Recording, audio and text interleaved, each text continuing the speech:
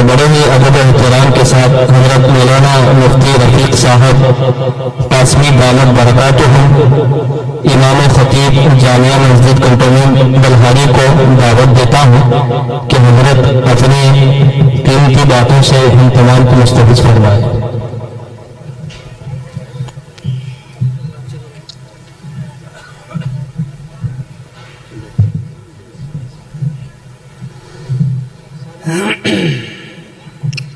بسم اللہ الرحمن الرحیم۔ درود پاک پڑھ لیں۔ اللہم صلی علی سیدنا و مولانا محمد وعلی آل سیدنا و مولانا محمد وبارک وسلم صلو علیہ۔ الحمدللہ رب العالمین وبک نستعین والصلاة والسلام علی سید الانبیاء والمرسلین محمد و آلہ و اصحابہ اجمعین، اما بعد۔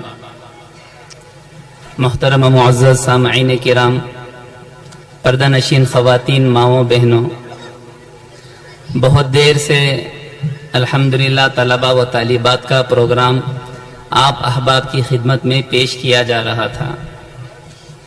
ماشاءاللہ حقیقت میں اگر دیکھا جائے یہ طلبہ کا کوئی پروگرام نہیں ہے، یہ حقیقت میں ایک پیغام ہے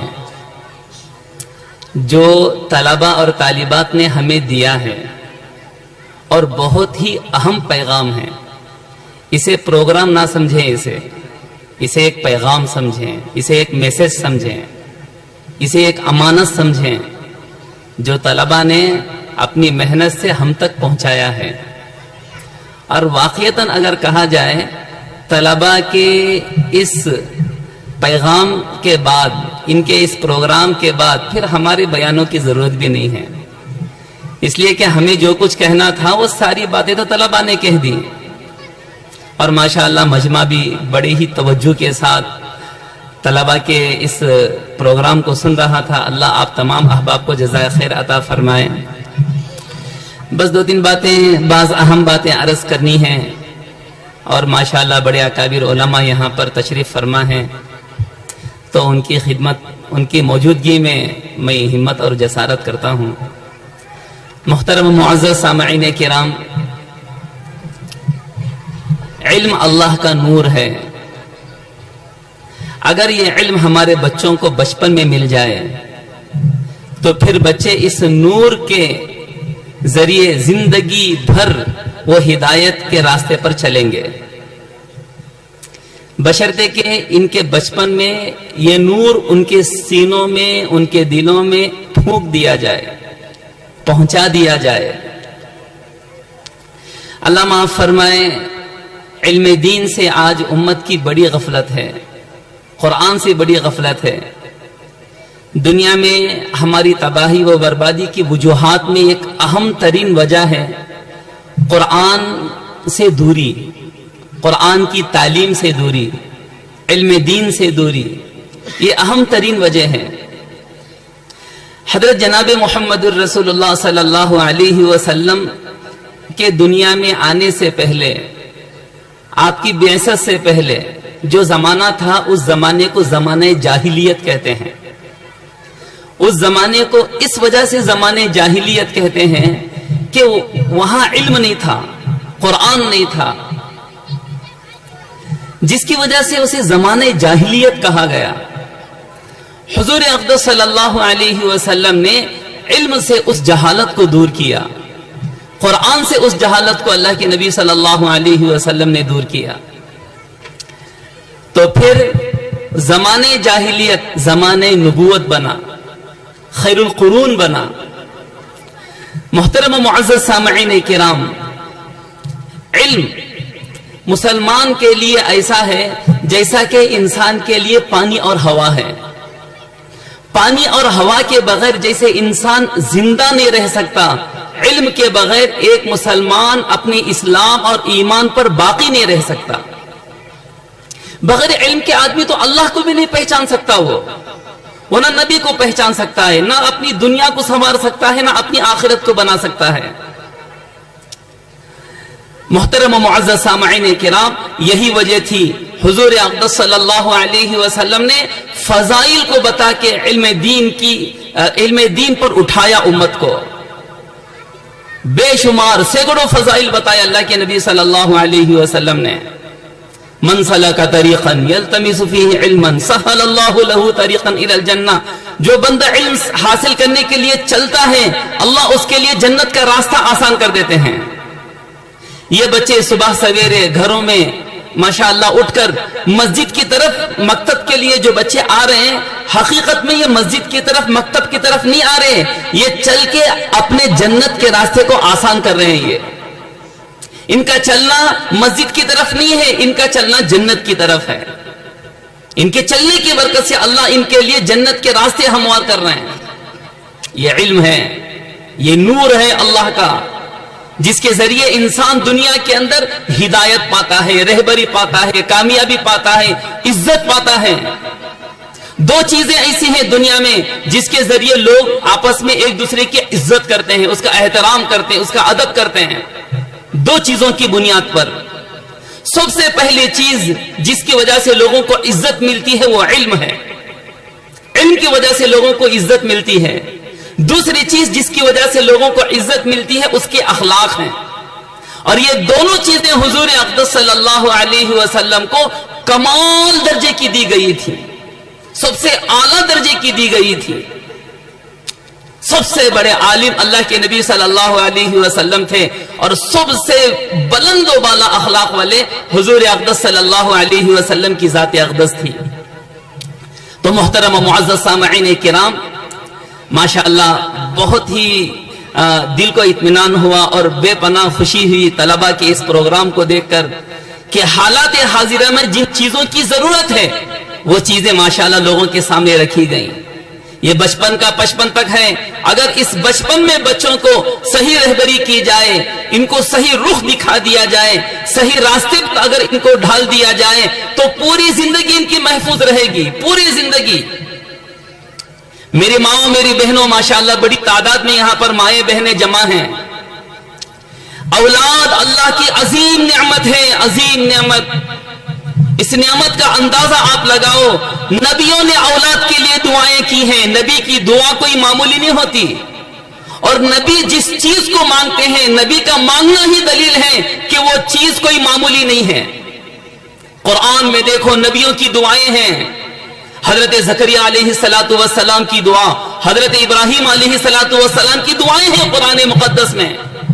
رب هب لي من الصالحین, رب لا تذرنی فردا وانت خیر الوارثین. محترم و معزز سامعین کرام, انبیاء دعا کر رہے ہیں اولاد کے لیے. آپ اندازہ لگاؤ اولاد کتنی بڑی نعمت ہے. اللہ رب العزت نے اولاد کی اس عظیم نعمت سے ہمیں نوازا ہے, تو اس نعمت کی قدردانی کرو, اس نعمت کے ذریعے اپنی آخرت کو بناؤ. یہ دنیا میں ہمارا سہارا نہیں ہے کہ دنیا میں بڑھاپے میں ہمارا ساتھ دیں گے, ہماری خدمت کریں گے, ہمارے کام آئیں گے. یہ دنیا میں ہمارا سہارا نہیں ہے. حقیقت میں اگر دیکھا جائے آخرت میں ہمارے لیے ذریعہ نجات ہے, یہ ذریعہ مغفرت ہے. یہ مغفرت کرائیں گے, یہ نجات دلائیں گے اللہ کے پاس ہماری. ورنہ قرآن مقدس میں اللہ نے نافرمانوں کا تذکرہ کرتے ہوئے ان کے بڑوں کا تذکرہ کیا. وقالوا ربنا انا اطعنا سادتنا وكبراءنا فاضلونا السبيل. یہ کفار و مشرکین کہیں گے اے ہمارے رب, ہم نے اپنے بڑوں کا کہاں مانا اور ہمارے بڑوں نے ہمیں گمراہ کر دیا. یہی حال ہے آج مسلمانوں کا کہ آج کے دور میں, اس پرفتن دور میں, آج والدین اپنے اولاد کی پوری دنیا کی لائن سے فکر کر رہے ہیں, 1% مشکل سے ان کی دین کی فکر کر رہے ہیں. یہ اولاد بھی کہیں گی کل اللہ سے اے ہمارے رب, ہمارے والدین نے ہمیں دین کی رہبری نہیں کی, ہمیں آخرت کی رہبری نہیں کی. تو میری ماؤں میری بہنوں میرے بزرگوں میرے عزیزوں, ان بچوں کو قرآن سے جوڑو. یہ سلسلے ہیں, کتاب اللہ کا سلسلہ, سنت رسول اللہ صلی اللہ علیہ وسلم کا سلسلہ, رجال اللہ کا سلسلہ. یہ سلسلے ہیں جن سلسلوں میں ہماری حفاظت ہے. ایک مرتبہ حضور اقدس صلی اللہ علیہ وسلم نے حضرت علی رضی اللہ عنہ سے فرمایا ستکون فتنہ, اے علی ان قریب بڑے فتنے آئیں گے. حضرت علی رضی اللہ عنہ نے بڑا شاندار سوال کیا حضور اقدس صلی اللہ علیہ وسلم سے، اور کام کا سوال کیا. یہ نہیں کہا کہ وہ فتنے کیسے ہوں گے، وہ فتنے کیا کیا ہوں گے، سیدھے سیدھے کام کا سوال کیا. حضرت علی رضی اللہ عنہ نے پوچھا اللہ کے نبی سے، فمل مخرج منہا یا رسول اللہ، اے اللہ کے نبی ان فتنوں سے نکلنے کا راستہ کیا ہے؟ سیدھے کام کا سوال. فتنے تو آئیں گے لیکن ان فتنوں سے ہم کیسے نکلیں؟ اللہ کے نبی صلی اللہ علیہ وسلم نے فرمایا، کتاب اللہ فیہ نبأ ما قبلکم وخبر ما بعدکم وحکم ما بینکم هو الفصل لیس بالہزل من ترکہ من جبار قسمہ اللہ ومن ابتغى الہدى فی غیرہ اضلہ اللہ هو حبل اللہ المتین وهو الذکر الحکیم وهو الصراط المستقیم. لمبی حدیث ہے. اللہ کے نبی صلی اللہ علیہ وسلم نے اس حدیث مبارکہ میں قرآن کی عظمت کو بیان کیا. یہ کتاب اللہ ہے جس سے آدمی فتنوں سے بچے گا، فتنوں سے نکلے گا.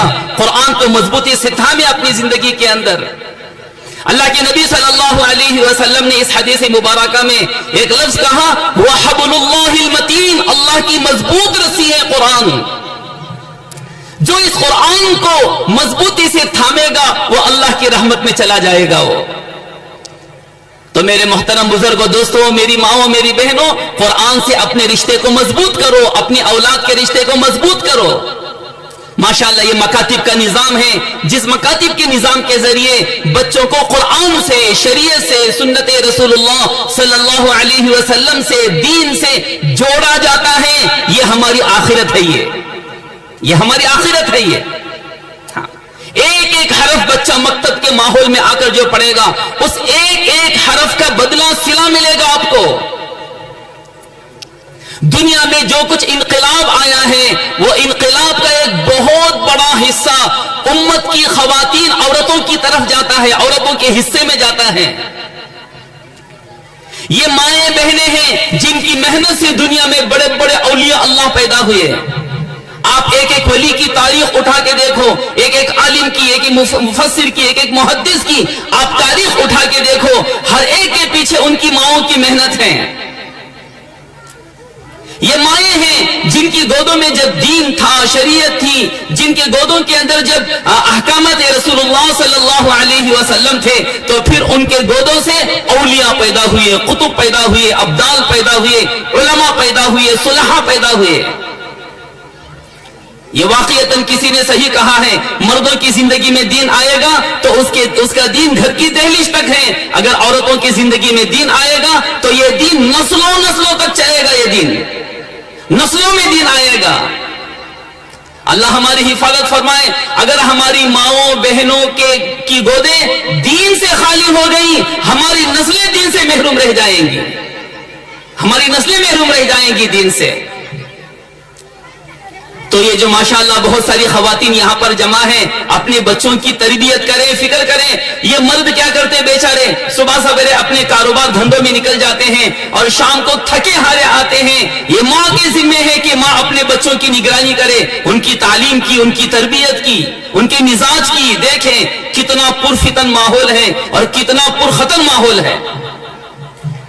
جن فتنوں کا تذکرہ اللہ کے نبی صلی اللہ علیہ وسلم نے آج سے 1400 سال پہلے بتایا، ایسے لگتا ہے کہ اللہ کے نبی صلی اللہ علیہ وسلم دیکھ دیکھ کے بیان کر رہے ہیں، یہ ہوگا، یہ ہوگا، یہ ہوگا. وہ ساری چیزیں آج دنیا میں نظر آ رہی ہیں. فتنوں کا دور ہے، فتنوں کا. میں کہتا ہوں اپنے بچوں کی، خصوصاً اپنے لڑکیوں کی نگرانی 2 آنکھوں سے نہیں، 4 آنکھوں سے کرو. 4 آنکھوں سے ان کی نگرانی کرو.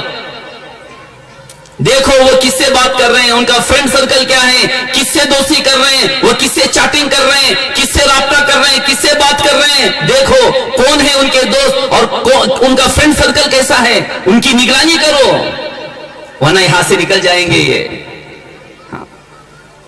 میرے حال محترم و معزز سامعین کرام، وقت بھی کافی ہو چلا ہے.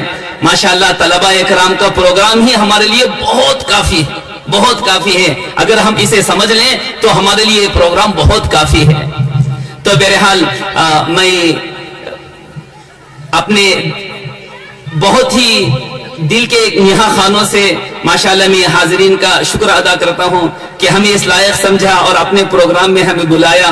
اور ماشاءاللہ میں یہ بات کہتا ہوں آج اس پروگرام میں بیٹھ کے طلباء کے پروگرام سے مجھے اپنی ذات کو بڑا فائدہ ہوا, مجھے اپنی ذات کو بہت فائدہ ہوا ماشاءاللہ.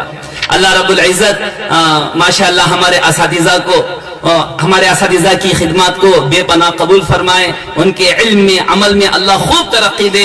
اور ماشاءاللہ یہ جتنے بھی جو پیرنٹس جمع ہوئے ہیں, خواتین جمع ہوئی ہیں, ان تمام کے جمع ہونے کو اللہ رب العزت بے پناہ قبول فرمائے. ہم سب کو کہنے سننے سے زیادہ عمل کی توفیق عطا فرمائے, آمین.